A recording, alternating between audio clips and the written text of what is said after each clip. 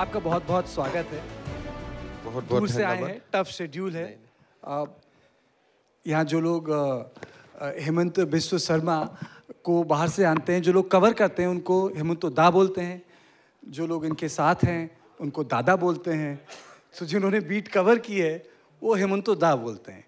तो हेमंतो दा, इस फाइनल सेशन की शुरुआत में एक शब्द से करता हूँ, खिलौंजिया। ये आपकी कैंपेन थी 2016 की। आपने सोचा था ना उस वक्त कोई इस तरह के स्लोगन का इस्तेमाल हुआ था 2014 में जो हो रहा था, पर खिलौंजिया सरकार आई थी और वो बेटन आज आपके पास है। तो मैं जानना चाहता हूं कि ये खिलौंजिया सरकार आपके उस वादे पे कितनी खरी उतरी है। मैं इतना ही बोलूँगा कि 2016 में बीजेपी का सरकार आया असम में, 2014 मोदी जी का सरकार आए।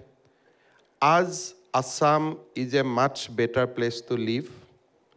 अभी आप जो वर्ड बोल रहे हैं खिलौंजिया, इसका इंग्लिश वर्ड है इंडिजेनस।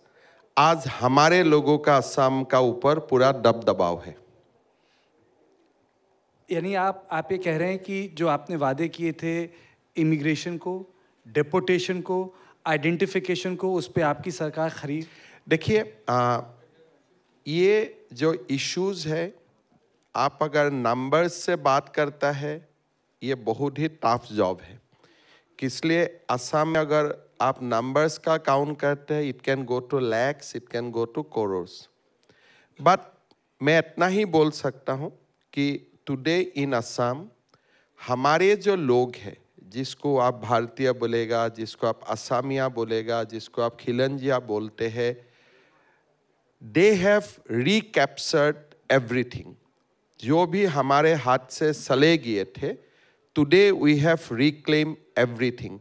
जमीन से लेकर, पॉलिटिकल स्पेस से लेकर, सरकारी नौकरी से लेकर, जो भी स्पेस हमारा हाथ से निकल गया था, हमने सारे कुछ रिक्लेम कर लिया हूँ। हेमंतो दा, आजकल आपको हिंदू हृदय सम्राट बोला जाता है, कैसा लगता है? नहीं, देखिए, सम्राट तो नहीं है, लेकिन हिंदू बोलने से गर्व होते हैं।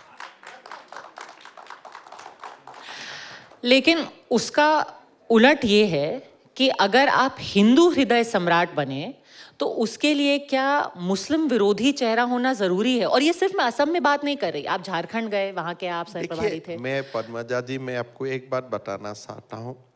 हिंदू वर्ड का जो मीनिंग है, आप उनको थोड़ा पॉजिटिवली सोचिए।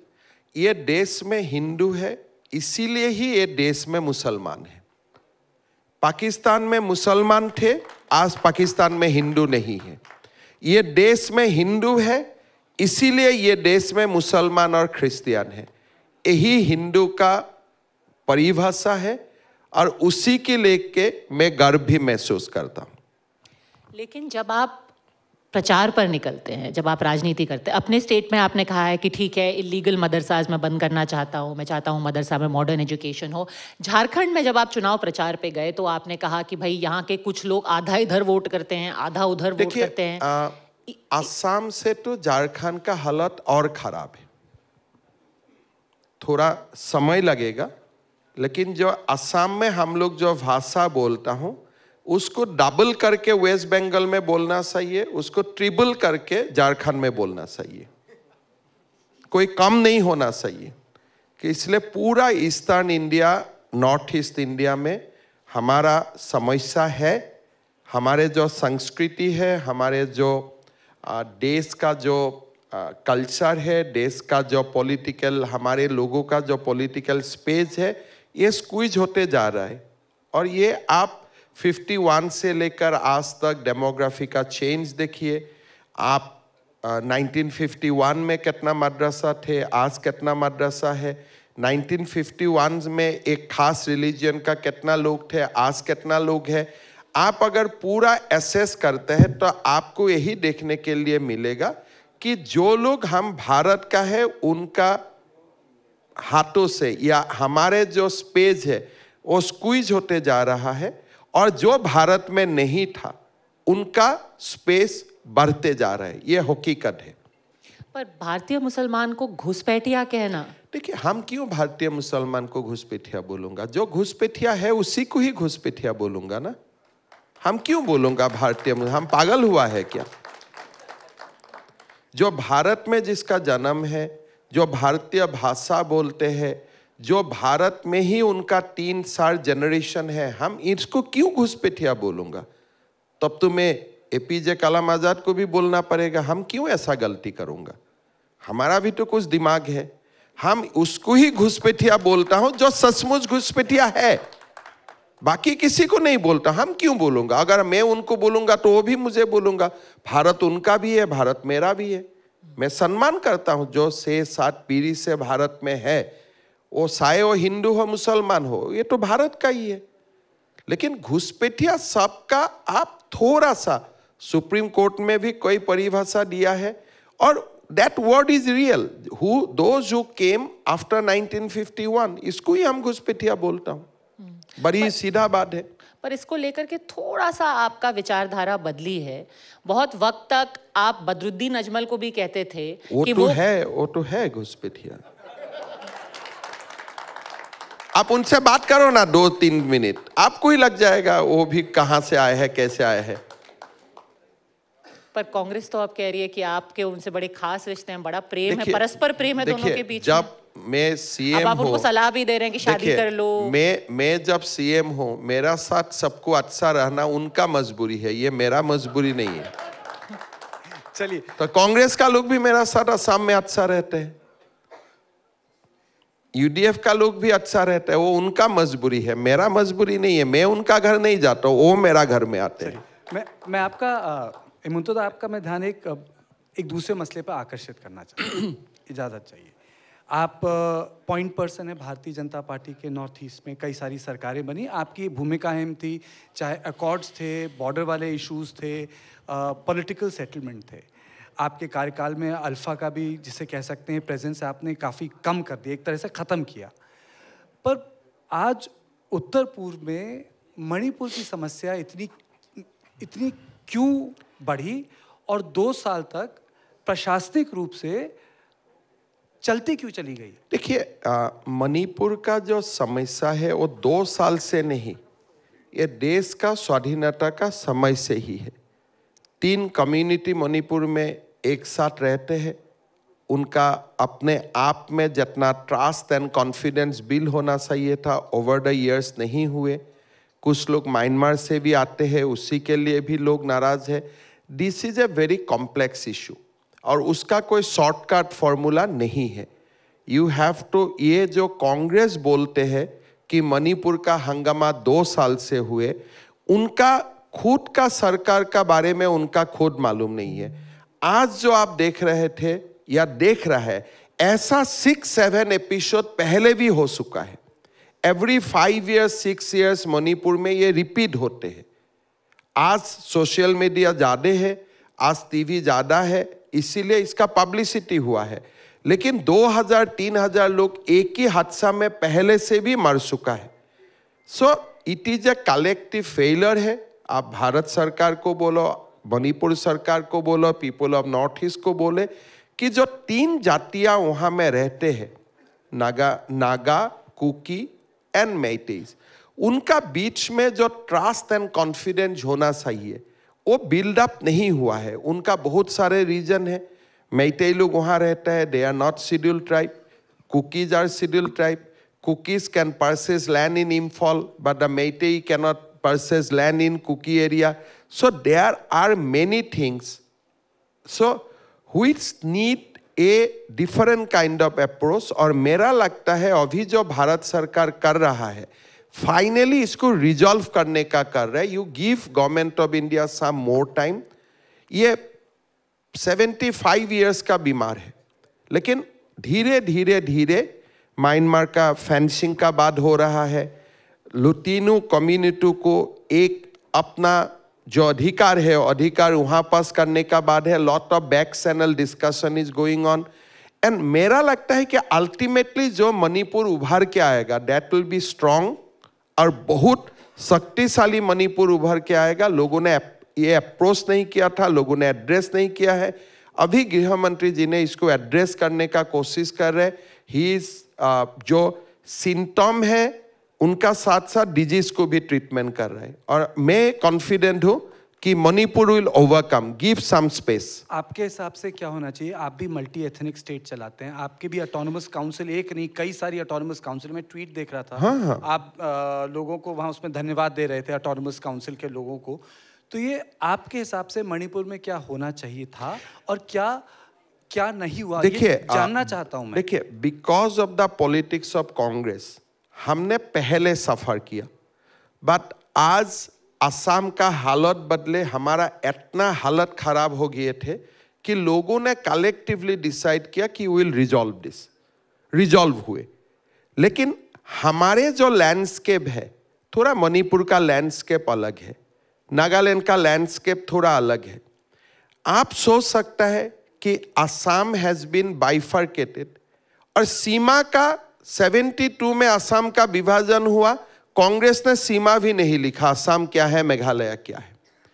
तो they have maintain north east in this atmosphere कि भाई थोड़ा कॉन्फ्लिक्ट रहे, लोगों का बीच में नाराजी चलते रहे, and will walk like that, development लेके नहीं जाना है। बट धीरे धीरे धीरे things is becoming much better. Manipur थोड़ा सा, हाँ, हमारे जो एक पूरा we were going ahead with a very different way, थोड़ा सा मणिपुर सेटबैक है। लेकिन मेरा लगता है कि मणिपुर का समस्या बीजेपी ने सृष्टि नहीं किया है, बीजेपी का दिन में नहीं हुआ है। This is on going for last 75 years, mostly Congress is responsible for that.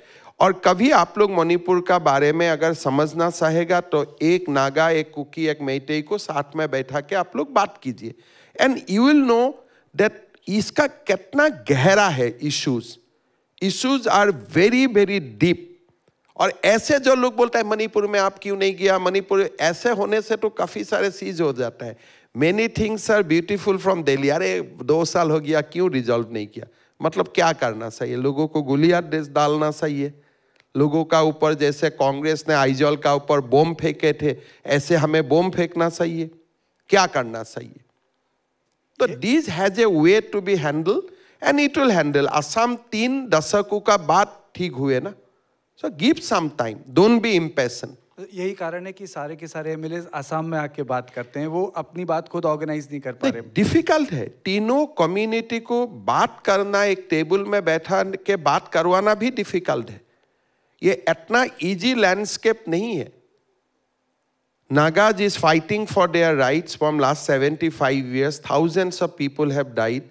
Meiteis are fighting for their rights. आज today also मेरा लगता है कि 10 से 15,000 मेइतेई लोग म्यांमार में ही है with arms. कुकी लोग is also fighting for their rights. I think they have also 7 to 8 organizations who are on ceasefire, but they have heavy arms with them. So it is a very different landscape. जो यहाँ से जाके बोल देता है भाई solve नहीं किया, प्रधानमंत्री क्यों नहीं किया। अरे ऐसे इजी होने से तो नेहरू जी भी इसको रिजॉल्व कर लेते थे, राजीव गांधी भी इसको रिजॉल्व कर लेते थे, इंदिरा गांधी भी उसको रिजॉल्व कर लेते थे। आप एक सवाल बस, आपको लगता है जो बीरेन्द्र सिंह कहते थे ड्रग्स इज अ इशू, बहुत बड़ा इशू है? Drugs is a issue, but drugs is not only issue, there are many other issues. मैं आपको जैसे बोला कि there is a issue of with the hills autonomy, there is a issue of decreasing space for the people of the plains, there is a issue of infiltration from Myanmar, there is a issue of demanding more autonomy by the Kuki कि हमें separate administration दो। Meitei league बोलता है no we want to unified Manipur. So there are many contradictory issues, and it is not very easy when tribals fight for their rights. हम लोग जैसा लोग वहाँ जाके रिजॉल्व नहीं कर सकता हूँ। It has to be resolved from the community itself. In fact, मेरा तो दुख लगता है, I feel pity for the commentator in Delhi जो बोलता है अरे 2 साल हो गया क्यों नहीं हुआ। अरे भैया ये 2 साल का इशू नहीं है, this issue is there for last 75 years।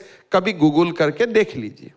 In fact fear यही रहता है कि जैसे कि आपने बोला असम में भी पीस आने में बहुत वक्त लगा। इनफैक्ट पूरे नॉर्थ ईस्ट में इंसर्जेंसी थी, it's a very tenuous piece.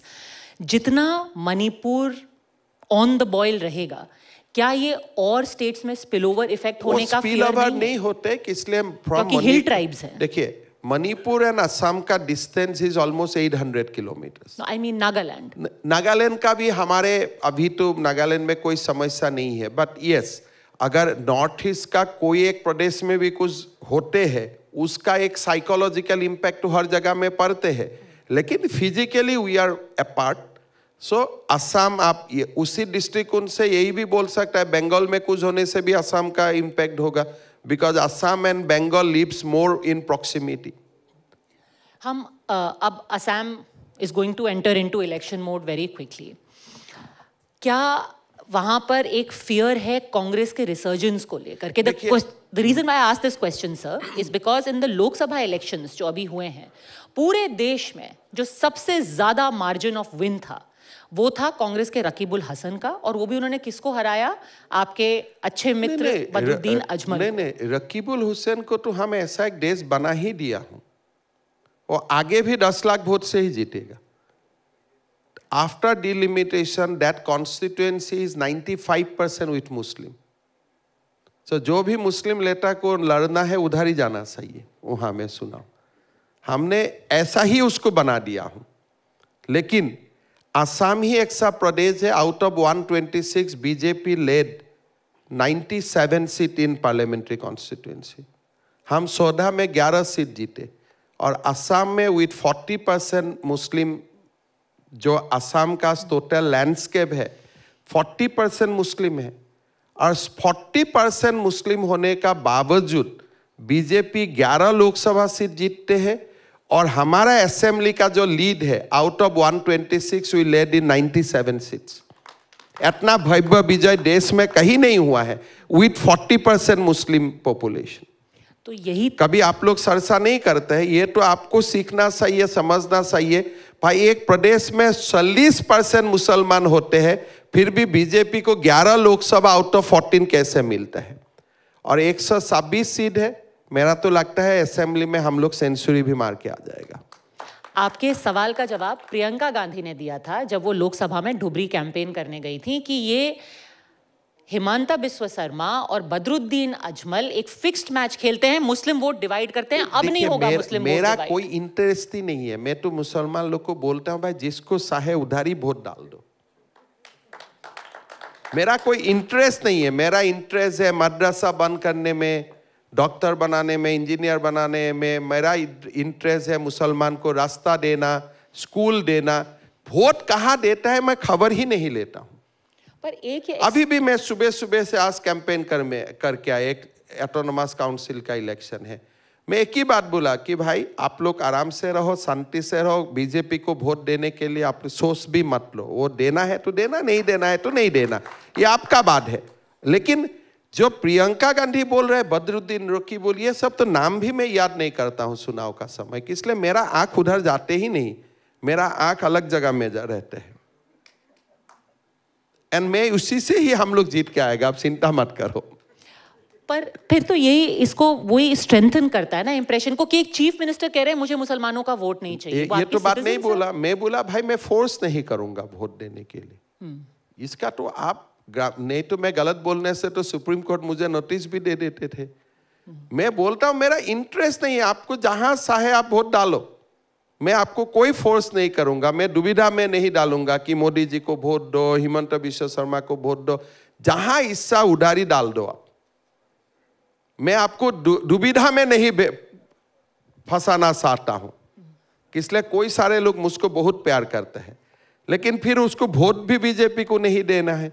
तो इसलिए मैं बोलता हूं मां दुविधा में मत पड़ो, जहां चाहे वोट डाल दो। उसके लिए आपका और मेरा संपर्क खराब नहीं होगा। और बाय दी बाय मैं बोलता हूं कांग्रेस का कोई नेता से मुसलमान इलाका में मैं मीटिंग करने से क्राउड मेरा मीटिंग में ज्यादा आते हैं। ये सवाल आप भी तो असम जाके देखा ही है। मैं तो मुसलमान में भी मुझको लोग इतना प्यार करते हैं। मैं जहां भी जाऊं मुसलमान महिला तो ऐसे नॉर्मली बहुत कंजर्वेटिव रहता है, लेकिन मुझको देखने से मुझको बेटा जैसा पकड़ पकड़ के सुमा खाते हैं, इसलिए मुझको बेटा मानते हैं वो लोग। मैं सब कर देता हूं, लेकिन ये मैं बोलता हूं भाई वोट के लिए दुविधा में मत पड़ो। इसलिए कोई महिला हमें वोट देना चाहते हैं, फिर वोट का बाद, इलेक्शन का बाद कोई पुरुष उनको क्यों वोट डाला बीजेपी को बोल के घर में मारपीट भी हो जाता है।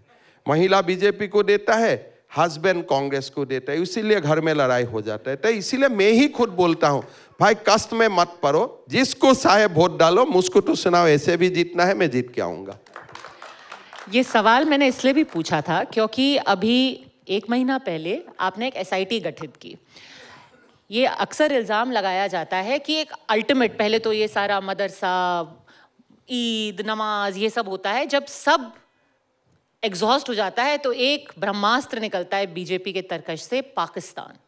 और अब एक गौरव गोगोई को लेकर के आपने एक SIT बिठा दी है कि भाई पाकिस्तान कनेक्शन है उनकी वाइफ एलिजाबेथ कोलबर्न गोगोई का। देखिए 12 साल पहले काम किया उन्होंने। मैं इतना ही बोलता हूं, पाकिस्तान का साथ अगर किसी का 50 साल का संबंध भी है, वो भी सामने आना चाहिए, because Pakistan is enemy country to us. उसमें तो कोई डिवीजन नहीं है। पाकिस्तान हमारे दुश्मन है, सीधा सीधा भाषा में दुश्मन है। तो अगर पाकिस्तान का साथ मेरा कनेक्शन है तो उसको टेबल का सामने तो आना चाहिए। तो उसमें मैंने क्या गलत किया? अगर नहीं है तो नहीं है, अगर है तो जनता का सामने लाना मेरा कर्तव्य बनता है। क्योंकि वो कह रहे हैं ये नर्वसनेस दिखाता है, कांग्रेस से नर्वस है। पाकिस्तान का खिलाफ अगर मोदी जी कुछ करना चाहते हैं, वो नर्वसनेस बोलते हैं क्या? उसको तो देश प्रेम बोलते हैं ना। अगर मैं पाकिस्तान को टाइट करना चाहता हूं तो लोग तो, अगर इंडिया में जो लोग पाकिस्तान का सुपारी लेके बैठा हुआ है, अगर इसको मैं टाइट करना चाहता हूं तो आप तो मुझको बोलना चाहिए कि आपने बहुत अच्छा किया। अगर मैं गलत बात बोलता हूं, which is not in existence, which is not factually correct, then आप मुझको बोल सकते हैं भाई you are doing political mischief। इसलिए मैं किसी का नाम नहीं लिया हूं, लेकिन आप ही पूछिए कि whether you have gone to Pakistan, whether you are living in India with a salary from Pakistan, आप ही पूछिए ना। आप पद्मजा जोशी काम करता है TV9 भारतवर्ष, इंडिया का चैनल। अगर आपको पाकिस्तान का चैनल आपका तनख्वाह भेजता है, व्हाट डज इट मीन? तो this matter is very very serious. अगर आप बोलते हैं मैं चुनाव का पहले कुछ नहीं करता हूं, if you want to link it to the election, बात मैं करूंगा 6 महीना में क्या प्रॉब्लम होगा। मैं बोला हूं सितंबर में रिलीज करूंगा, लेकिन आपको लगता है उनका साथ चुनाव का रिलेशन है, मैं कर दूंगा। इतना पेशेंट तो मेरा है ही, उसमें कोई प्रॉब्लम नहीं है। But Congress is going to be in big trouble on this issue. Let me speak with all the authority of a chief minister. मैं मुख्यमंत्री का पूरा जिम्मेदारी लेके बोल रहा हूं कि Congress will be in deep trouble. What has been so far with the SIT has so far acquired huge information, and Congress party will be in deep trouble. Like what? The Pakistan connection will be exposed like anything. तो इसीलिए आप भी पूछ लो, अगर चुनाव का पहले नहीं करना है तो मैं चुनाव का बात कर दूंगा। चलिए, मेरा कोई आपत्ति नहीं है, because I don't want to be, ये लोगों को बोलना नहीं चाहिए चुनाव के लिए। चुनाव के लिए मुझे क्या चाहिए? लोगों का आशीर्वाद चाहिए। ये सब बात बोलने से हमेशा 2 व्यू हो जाते हैं। कोई लोग बोलेगा ये अच्छा किया है, कोई लोग बोलेगा बुरा किया है, मेरा मुद्दा हट जाते हैं।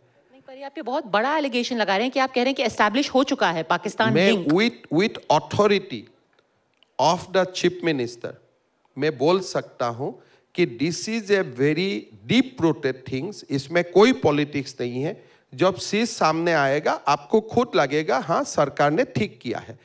ये अभी बोल सकता है 12 साल पुराना है, अगर 50 साल पहले मैं पाकिस्तान का साथ संपर्क में हूं, दैट मीन्स आज भी हूं।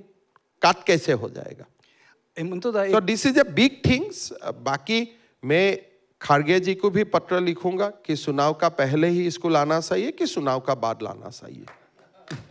And that I am sure Kharge is also an analyst, and उस विषय में हमारा कोई डिफरेंस हो ही नहीं सकता है।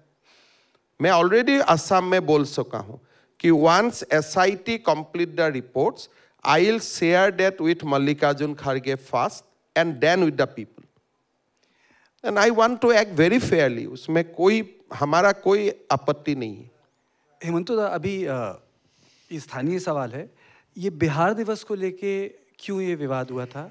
देखिए, बिहार दिवस के लिए असम में थोड़ा तो विवाद हुए हैं, इसलिए असम में एक सोवेनिस्ट एलिमेंट है जिसका पूरा कारण अल्फा का मूवमेंट हुए, और अल्फा खुद जो असमीज नहीं है उनका खिलाफ वो लोग स्टेटमेंट देते रहते हैं। बट हमारा असम का न्यूज़पेपर में इसका कोई कवरेज नहीं हुआ, because people are accustomed to that, people has ignored and people celebrated Bihar Diwas in Guwahati nicely, because Bihar also celebrate Assam Diwas today. यही एक भारत श्रेष्ठ भारत है। लेकिन दिल्ली से मुझको कोई कोई पूछा गया, असम में विवाद हुए थे लेकिन हमने संभाल लिया, बिकॉज हमारा ये मानना है कि असम का भविष्य भारत का साथी है। We cannot be two separate entity, और उस चिंता में हम लोग पूरा स्पष्ट है, हमारा माइंड में कोई डाउट नहीं। अच्छा, एक अनुमति मांगूंगा नाजुक सवाल पूछने की। कोई क्या सवाल में नाजुक क्या होता है, पूछिए। सवाल नाजुक भी होते हैं। हाँ। पूछे पद बजा, पूछिए पूछिए ना। क्या पत्रकारों को आपसे डरना चाहिए?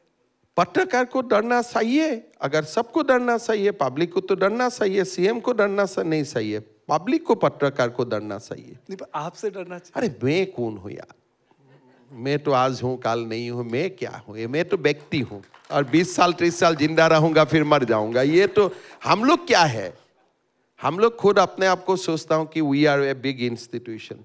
मर जाने का 2 दिन का बाद, शोक सभा का बाद कौन खबर करता है आपको? तो इसीलिए हम लोग से कोई डरना नहीं चाहिए, भगवान से डरना चाहिए, पब्लिक से डरना चाहिए। तो चलिए फिर उसे परिप्रेक्ष्य में बता दीजिए। आपने जो आपका जो एक स्टेटमेंट आया था कि he is not a journalist, he is a.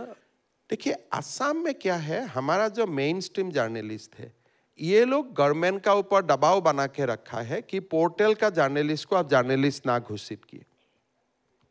तो मैंने इतना ही बोला था कि भाई आप जर्नलिस्ट है या नहीं है, that you resolve with in you, हमको उसमें मत लाइए।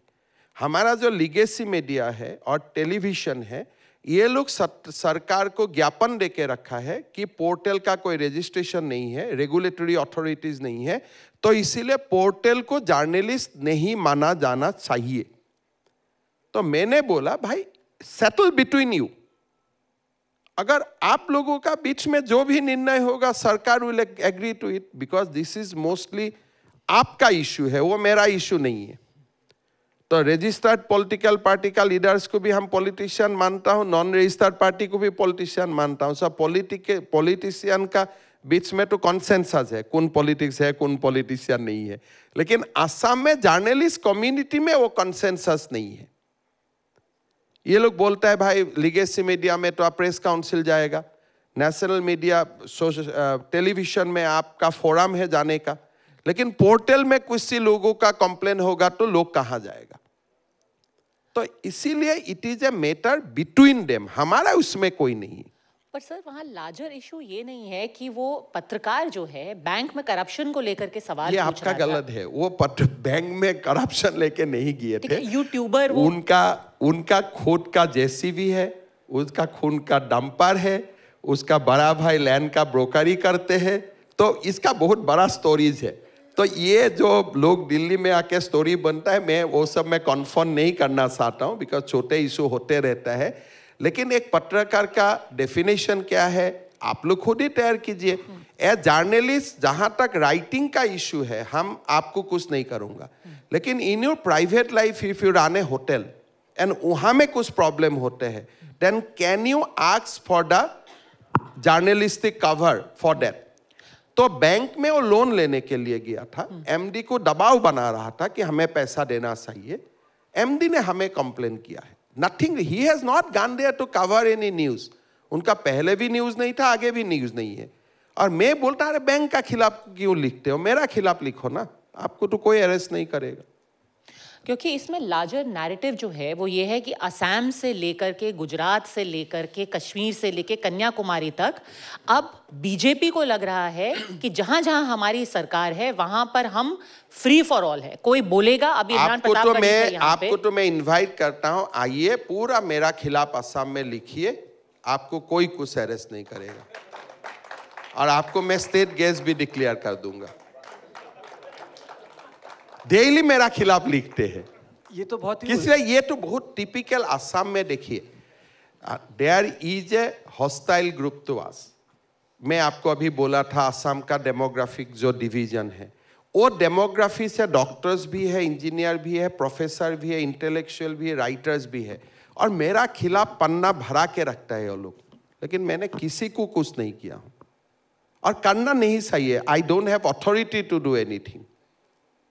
मैं मानता मैं बहुत डेमोक्रेट हूँ, उसमें कोई इशू नहीं है। बाकी स्टेट में कुछ हो रहा है, I don't know, I am not aware of that, but ये जो असम में घटना है ना, इतना बड़ा घटना है, ये तो एक यही इशू है भाई, आपने जाके बैंक का मैनेजर को धमकाया, बैंक का मैनेजर ने आपका ऊपर एफआईआर डाले, सरकार कोई एफआईआर नहीं डाले। आपका ये जो रवैया काफी उदारवादी है, आपको नहीं लगता बाकी मुख्यमंत्रियों को भी आपका जैसा उदारवादी रवैया अपनाना चाहिए? अगर भारतीय जनता पार्टी उदारवादी नहीं होते हैं तो दिल्ली में बैठ के जो दिन रात मोदी जी को गाली देते हैं वो लोग कैसे भारत में चलते रहते थे? कितना कितना बड़ा पत्रकार नाम लेने से आपको अच्छा नहीं लगेगा, वो तो मोदी जी को सुबह से शाम इतना भी बोलते हैं कि मोदी जी का मतलब जितना खराब हो सकता है सुबह के शाम तो वो भी बोलते हैं, लेकिन सब तो मोटा ही हो गया है, कोई तो पतला तो नहीं हुआ है मोदी जी का समय। मैं अभी नाम लेने से आप बोलेगा मेरा कॉलीग का नाम मत लीजिए, लेकिन आपका एक एक कॉलीग का मैं नाम ले सकता हूं जो दिन रात मोदी जी का नाम दिन रात गाली देते हैं। Last 10 years I have observe, वो लोग तो मोटा ही हो चुका है, कोई तो कम तो पतला तो नहीं हुआ है। ये तो एक गलत बात हो रहा है। कांग्रेस का समय जर्नलिस्ट कम्युनिटी का ऊपर जो फ्रंटल अटैक था, बीजेपी कुछ भी नहीं करते हैं। कौन सा जर्नलिस्ट को क्या किया बोलो, खाली लिखते हैं सोशल मीडिया में। मान लीजिए आपने कुछ लिखा है तो मैं आपका खिलाफ थोड़ा 1-2 शब्द लिखता हूं, बट बियॉन्ड दैट कौन सा बीजेपी का समय में कौन सा जर्नलिस्ट को आज तक फिजिकली, मेंटली या अदरवाइज किसका ऊपर असॉल्ट हुआ है? आप बताइए। आप मुझे एक एग्जाम्पल दीजिए कि मैं तो कह रहा था कि आपका उदारवादी रवैया अपनाना चाहिए सब लोगों को। नहीं, हम तो इतना उदारवादी है, इसीलिए हमारा कार्यकर्ता पूछता है आप इतना उदारवादी क्यों है, किसी को तो कुछ करो, लेकिन हम लोग तो कुछ करते ही नहीं हूं। आप बोलो कौन सा जर्नलिस्ट जो प्रधानमंत्री मोदी जी का खिलाफ लिखते हैं, किसी का आज तक अरेस्ट हुआ दिल्ली में? किसी को हमने कोई अलग तरीका से किसी को कहीं में प्रेशर डाले? किसी का घर का सामने कभी डेमोन्स्ट्रेशन हुए हैं? There are so many. मैं आपको इतना ही बोलता हूं ना, जो घर में बैठ के यूट्यूब चैनल चलाता है वो लोग तो जर्नलिस्ट भी नहीं है। उनका घर का सामने तो कम से कम हम जाके तो विक्षोभ कर ही सकता था, लेकिन आज तक तो कोई बीजेपी का कार्यकर्ता गया नहीं है। एक सवाल बनता है, हेमंत बिस्व शर्मा कौन है and how do we define his politics? उनकी पॉलिटिक्स क्या है, वो किस पे खड़ी हुई है? अभी जी मेरा एक ही पॉलिटिक्स है भाई, असम का थोड़ा झंडा ऊपर रहे पूरा देश में। और कभी असम से सेंटर में भी स्टेप इन होगा? अभी असम का झंडा असम में ही ऊपर कर रहा हूं, बाकी तो मोदी जी देखेगा, मेरा क्यों टेंशन लेना है उसमें। जो बाद में आपको टेंशन नहीं लेना चाहिए उसमें टेंशन नहीं लेना चाहिए। इतना घर में टेंशन है, आप क्यों असम में है, आप क्यों ये सब में टेंशन लेते हो? ठीक है, बिल्कुल हम टेंशन नहीं ले रहे हैं, लेकिन सितंबर में आपने प्रॉमिस किया है कि आप एविडेंस के साथ एक बड़ा खुलासा करने वाले हैं। ये कोई मीडिया सेंसेशन में नहीं करना चाहता हूं, but again I am saying कि SIT has acquired very very important evidence. आप समझ सकता है कि भारत का संसद या भारत का चीफ मिनिस्टर का बेटा चुपचाप अटारी बॉर्डर से इस्लामाबाद जाते हैं, किसी को घनक भी नहीं पड़ते हैं, and he stayed there for 15 days। Airport में जाने से पकड़ जाऊंगा तो इसीलिए आई गो अटारी बॉर्डर से। वहां कौन आपको वेट करता है once you cross the border? I am just given you a hint and there are many more things to come. Bharat का ही संसद अगर खुद अप्लाई करके अपना बेटा का सिटीजनशिप भारतीय से अलग प्रदेश कर देते हैं, अलग देश कर देते हैं, व्हाट डज इट मीन? अगर आज मेरा बेटा को, मैं संसद हूं और मैं भारत सरकार को अपील रिक्वेस्ट लेटर लिखता हूं कि मेरा बेटा का नागरिकत्व मैं सरेंडर करता हूं और मैं मुझको फलाना देश का सिटीजनशिप करना है, what does it mean? Will you do that as member of parliament? So I have just given you 1 or 2 hints. There are many more things to come, and Congress party will be in a huge problem. मैं hint दे रहा हूँ, अभी से वो लोग ठिकाना काट ले तो उनके लिए अच्छा है. Okay, it will be tested in law. Mr. Himanta Biswa Sarma, thank you as always. Thank you so much for being here with us. Thank you.